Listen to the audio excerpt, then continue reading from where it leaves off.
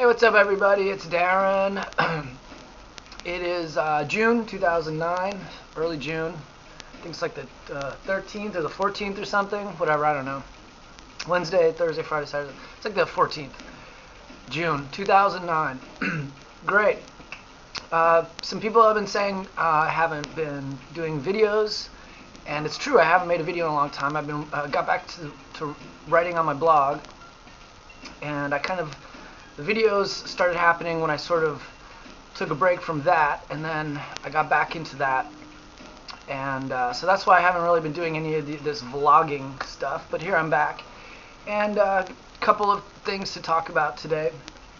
Well, one interesting thing that I want to talk about is that I finally got deleted on Facebook by somebody that I know from back in the day in New York City, and we're actually friends again, but it was kind of just a whole funny thing to get deleted for something I said, and that's basically what I want to address. Is just, if you're watching this, you probably read some of the things I put on the internet, and if you think I'm a jerk or you think I'm like snarky or something, then it's probably true. I mean, what can I say? I'm just some guy and venting and trying to be funny and whatnot, and what can I say? It's one of those things where, sometimes I think, yes, I am lashing out. I am trying to offend somebody. Maybe I don't even know who it is, or maybe I know specifically who it is. And but what can I say? I'm not gonna stop doing it. That's just what I do. And I read a lot of different things, and I think the tone that I use when I'm writing is it inherently is comedic. If anybody takes it seriously, 100% seriously, I mean, I talk about some serious stuff. I mean, it's not just complete shit. It's sometimes I'm talking about real things and real people and situations, but what can I say? Sarcasm and irony, I owe you guys a beer. But so that's that. Essentially, it was last week was big for me because something I wrote got published on a website called StreetCarnage.com, and last year there was a debacle with those guys where they tried to ban me from their website because I was kind of spamming this little box that they had on there. I thought that's what you were supposed to do, but whatever. They tried to ban me, and they ended up banning everybody, and then they ended up banning themselves from their own website, and I didn't even know that they were trying to do it. So they kind of considered me like their version of Osama bin Laden or something, and I got to meet those guys when they came through Austin, and I submitted something, and they published it, and that was really big for me. Just I didn't get paid or anything, and certainly not going to get famous or anything like that, but it was I was excited about it because I admire those guys. I've been a big fan of Vice Magazine for many, many years, and that's kind of the roots of that Street Carnage site come from Vice Magazine. And I don't think I even really need to say what Vice has done. They basically have gone from like underground counterculture, magazine selling sneakers and skateboarder jeans to multinational empire that has produced some very, very important real hard news stories that's kind of let people who wouldn't normally be looking at those types of issues, political issues, cultural news, war, horse fighting, whatever it is, sex trafficking. They kind of tackle those harder issues, and so just to have even any sort of connectivity to all that is a real thrill for me, and I'm just going to really try really hard to continue that, maybe get published again. I don't know, I've already written something back to them, and so just trying to be funny, I guess. But so that's one piece of news out of my life. Got Kraftwerk on in the background. I always loved these guys. I'm going to put this up here so you can see that. This record is called Kraftwerk Electric Cafe, and it's so cool. Check out this inner picture. I mean, these guys, this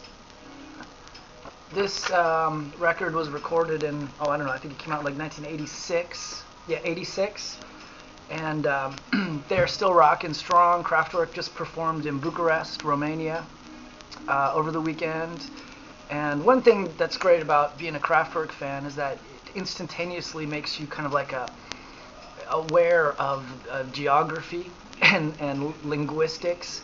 And I think one of the really interesting things about Kraftwerk is that they often sing their lyrics in different languages.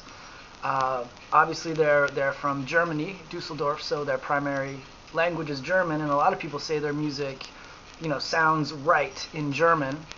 But obviously, as a non-German person, non-native German speaker, the English versions are what I know, and they do some, they've done things they've released records, Spanish versions, French versions.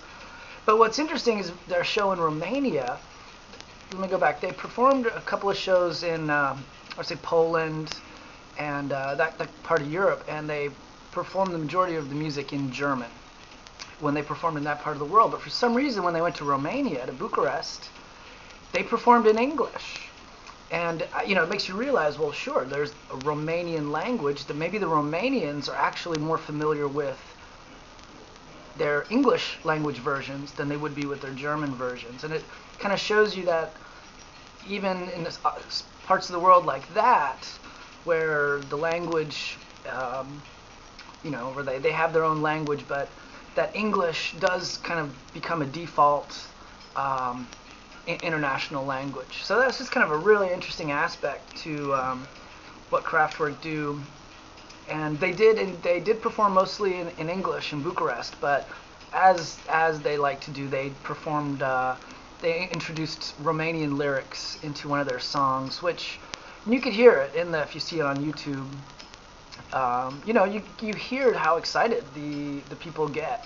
It's kind of like, acknowledging their culture, their language. It's very respectful.